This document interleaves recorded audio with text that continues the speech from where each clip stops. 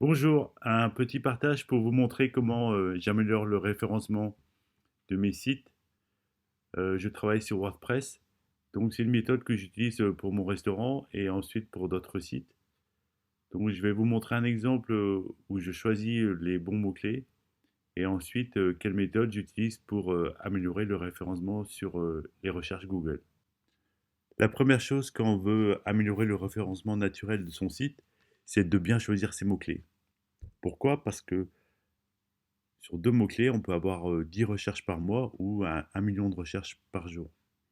Donc l'intérêt, c'est de bien choisir d'abord ces mots-clés et ensuite d'analyser la concurrence pour être plus facilement en première page. S'il y a peu de concurrence, on sera plus facilement en première page.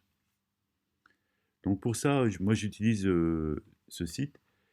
Et donc la première chose, c'est de créer un compte. Donc vous pouvez créer un compte gratuit.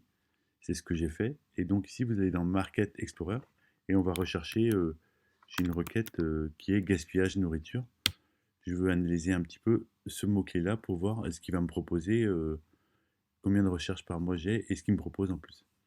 Donc ici, dans les résultats, je retrouve gaspillage nourriture et on voit qu'il y a un petit peu de concurrence aussi, mais que les recherches Google en fait ne sont qu'à 20. Et en dessous, juste en dessous, j'ai gaspillage alimentaire où j'ai 4400. Donc c'est beaucoup plus intéressant de travailler sur gaspillage alimentaire. On a 4400 recherches au lieu de 20. Donc c'est 200 fois plus intéressant. En plus, on voit que la concurrence est moindre. Ici, s'il fallait payer le mot-clé, on serait à 51 centimes au lieu de 72 centimes pour le gaspillage nourriture. On voit qu'on a d'autres mots-clés ici dessous, mais on a le gaspillage alimentaire aussi, mais on voit que c'est vraiment celui-là qui est le plus intéressant. Donc ici, assez rapidement, on a trouvé ce qui nous intéressait, donc je peux cliquer dessus. Et pour affiner un petit peu la recherche, et je vois que c'est vraiment le plus intéressant. Ici, pour avoir plus de résultats, il faut prendre un compte payant. Donc on va choisir ce mot-clé-là, gaspillage alimentaire. Et si je fais une recherche Google sur gaspillage nourriture, je vois aussi qui me propose gaspillage alimentaire. Donc c'est une façon aussi un peu plus simple de trouver des mots-clés. Donc pour retrouver des mots-clés, vous pouvez aussi mettre une base en fait et Google vous propose d'autres d'autres recherches plus intéressantes. Donc ici aussi dessous, vous avez la liste des mots-clés que vous pouvez utiliser. Donc vous pouvez tester l'outil que je vous ai montré avec tous ces mots-clés-là. Donc plus le mot-clé sera long et moins il y aura de concurrence aussi. Gaspillage alimentaire solution est moins concurrentiel que gaspillage alimentaire.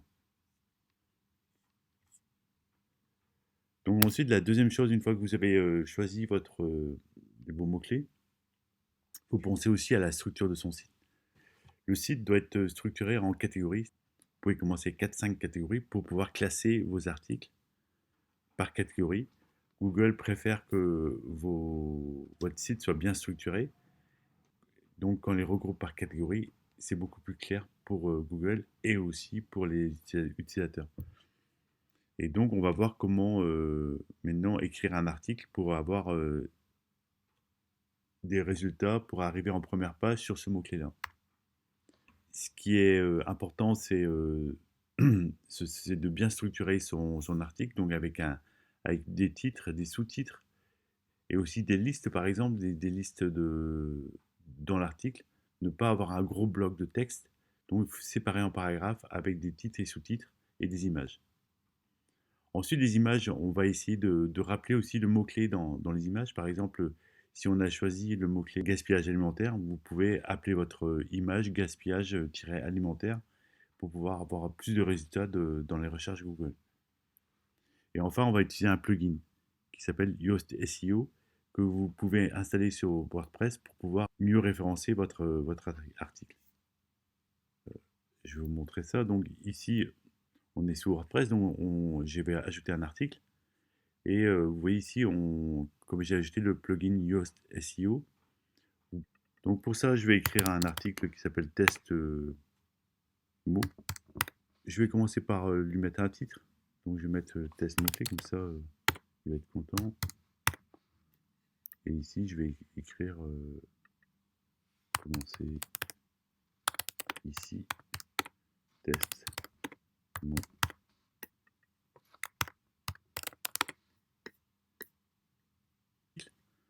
Donc si je regarde les problèmes, j'en ai 6. Bon, j'ai pas de lien externe, c'est-à-dire qu'il faudrait que je mette un lien pour aller sur un autre site. J'ai pas de maillage interne, c'est-à-dire que mes articles ne sont pas référencés entre eux. Voilà, il n'y a pas d'image, le contenu il ne fait que 4 mots. Il me conseille au moins de mettre 300 mots. Et vous voyez ici en vert ce qui est déjà bien optimisé.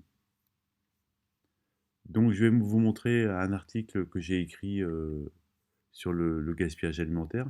J'ai un titre, j'ai des paragraphes avec des liens vers d'autres sites. J'ai aussi des sous-titres, des titres de titre 2, titre 3. J'ai aussi des listes. Il y a 10 points qui sont déjà bien optimisés. J'ai encore une amélioration à faire et j'ai deux problèmes.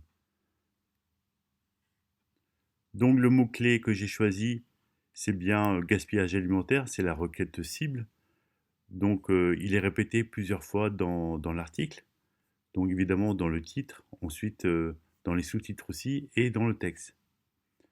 Donc il me rappelle ça ici. Il me dit la requête cible a été trouvée 10 fois. Donc j'ai répété 10 fois le mot-clé gaspillage alimentaire. Mais si je le répète trop souvent, il va aussi me prévenir de ne pas trop le répéter. Voilà, il me dit aussi que le contenu fait plus de 1000 mots. Les problèmes qu'on retrouve ici, c'est sur la métadescription. Alors la métadescription fait partie des métadonnées. Si je fais une recherche Google, on a un ensemble de sites. Et en bleu ici, on a le métatitre. La description qui est dessous, c'est la métadescription. Et le lien ici au début, c'est le slug. Donc cet ensemble-là, c'est ce qu'on appelle les métadonnées du site. Donc si je reviens sur le WordPress, donc ici je peux modifier les métadonnées. Donc vous avez le métatitre, donc c'est le titre qu'on va retrouver en bleu, et en dessous il y aura la métadescription, donc qui décrit votre page, et le slug. Par défaut, SEO propose déjà un métatitre qui reprend en fait le titre de l'article. Donc ici je vais retrouver réduire le gaspillage alimentaire, et aussi la page ou des séparateurs. Donc vous pouvez changer ça en supprimant tout ça et vous mettez ce que vous voulez. Vous pouvez mettre cet article décrit. Voilà. Donc il y a une longueur qui est préconisée. Pareil pour la métadescription. Dans la métadescription, si vous ne mettez rien, il va vous proposer en général le début de l'article. Donc on va retrouver ici les premières lignes de l'article, par exemple, sur le résultat de recherche Google. Ici.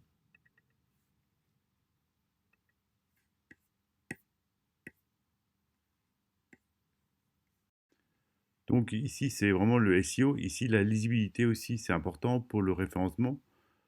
Une petite analyse qui vous permet d'améliorer la lisibilité de votre texte. Donc je vous invite à rechercher sur Google des, des aides là-dessus.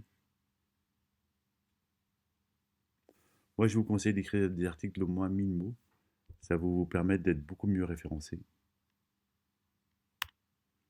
Et enfin, les backlinks, c'est-à-dire les liens vers votre article. Vous pouvez déjà partager sur les réseaux sociaux votre article dès que vous le publiez.